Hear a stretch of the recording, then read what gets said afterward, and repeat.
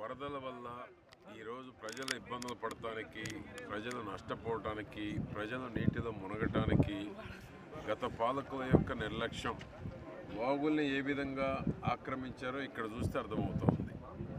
ఉడమేరు విజయవాడ ముంచడానికి ప్రధాన కారణమైతే ఇక్కడ చిలకలూరుపేటలో ఈరోజు రైతు భూమి కొట్టుకుపోతూ ఉంది.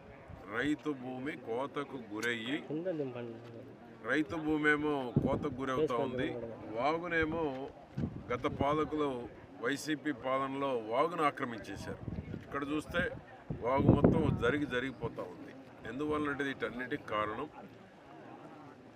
వాగులో ముళ్ళ పొదలు, చెట్లు, పూడికి తీయకపోవటం, డ్రైన్లు క్లీన్ చేయకపోవటం, డ్రైనేజీ వ్యవస్థకి నిధులు కేటాయించకపోవటం.